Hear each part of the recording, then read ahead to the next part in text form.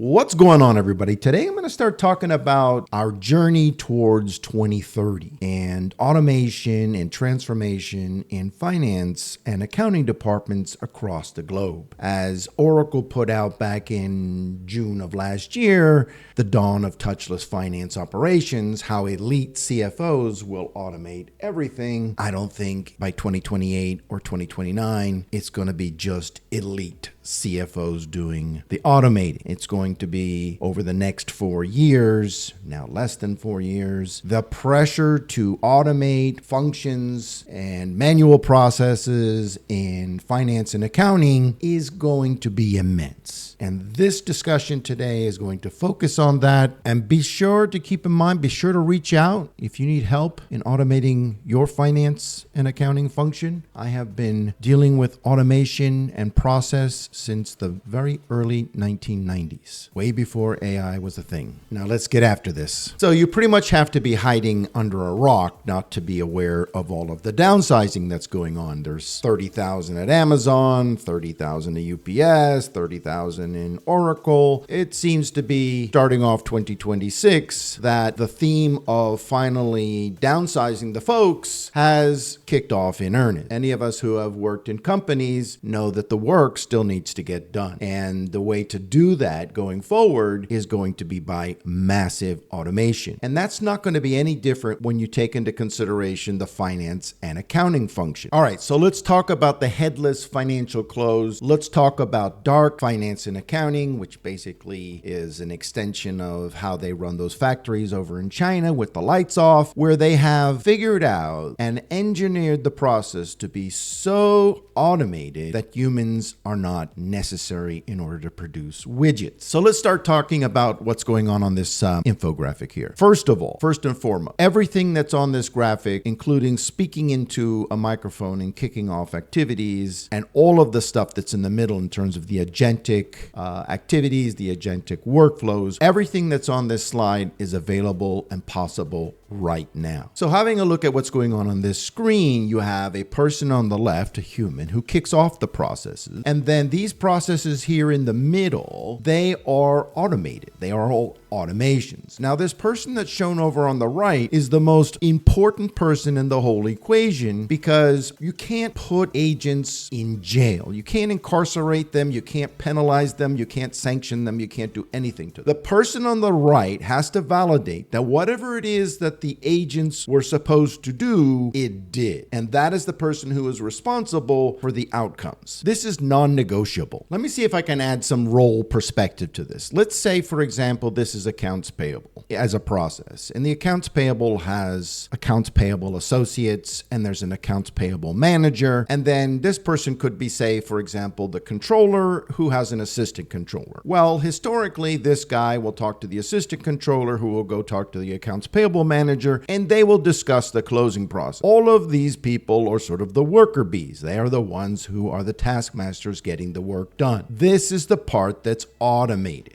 And then once the process is complete, you have a human who you can hold accountable, who is there to validate and affirm that all the things that the agents were supposed to do with respect to accounts payable, in this particular example, were done in conformity with the rules and regulations. And just as a side note to this whole story, take into consideration that offices are an absolute thing of the past. So now what I have present here on this screen is an example of Oracle's agentic agents who can step in and play the role of the worker bees and get the work done. We have integrated agents that step in, can do accounts payable, can do general ledger, and these are agents that Oracle ships that do specific things. But the beauty of what Oracle has provided in their ERP, their Oracle Fusion, is the ability to do custom agents. And custom agents let you call APIs, let you call processes, let you call ESS jobs, and just about anything a human can do, you can build an agent to make it happen automatically. The only thing, again, that you can't get an agent to do is take responsibility and accountability. You can't put agents in jail. So the next bit we're going to talk about with respect to this whole picture is something called RAG, Retrieval-Augmented Generation. Now, to translate that into English, everyone knows or should know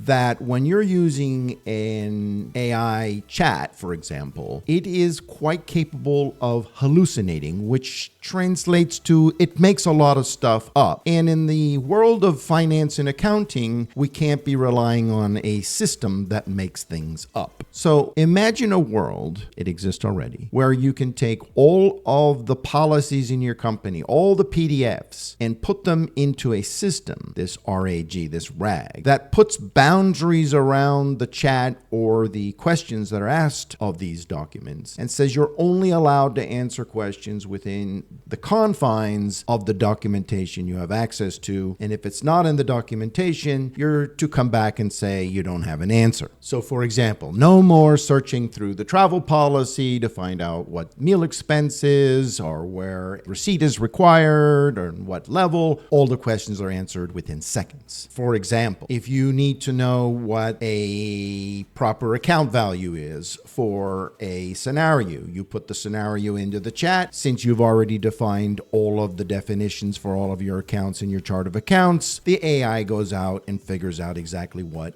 account you should book to. Now, that also works for an agent. The agent can ask a question too, and then can get an answer, and the agent can do the booking and not just humans. And that's where we're moving. So this is a first mover. This is something you should have in your finance and accounting departments already. It's super straightforward to get going. If you don't have it, you're falling behind. This is a definite first step for all finance and accounting across the globe. So now let's talk about this sad truth, and that is that your staff is your number one obstacle to finance and accounting automation and transformation. And I'm going to elaborate out in the next couple of slides why this is true. So let's talk a little bit about general ledger, for example. You usually have CPAs, extremely highly paid folks who have a personal interest in doing busy work, because if there's no busy work, then they don't have anything to do. And so the idea around automating all of these processes, these allocations, these accruals, and so forth, all of these capabilities to do that have existed for over 20 years, if not more. And yet, why are companies not doing it? Well, that's going to become self-evident in a minute. But essentially, in the GL, for example, we need to take all of these manual processes that can be automated and move them over into the automated space. We need to remove the obstacles to automation. And until, for example, inside of the general ledger, that this matter is addressed and taken head on, you are never going to get to a dark close or a fully headless close. It's impossible. You have to find a way to overcome this obstacle. Now, accounts payable and automation. It's more or less the same thing. It just generally has a lower cost. A lot of it has been outsourced to different countries in terms of the processing of invoices, but the technology has existed for an extremely long time to even eliminate the offshore processing, which is lower cost. All of this stuff can be automated, and it's getting even more automated, not by the year, not by the 6 months, but now it's getting more and more automatable every single month, thanks to AI and thanks to agents. So let's talk a little bit about this barrier to automation, this self-preservation dynamic. First and foremost, it's important to point out that this has nothing to do with people being bad or having bad intentions. It's just human nature. So essentially what you have over here in the first column is people protecting their castle. Their castle is the manual work. In other words, all of the manual stuff, all of the busy stuff that exists that can be automated is protected by the people who are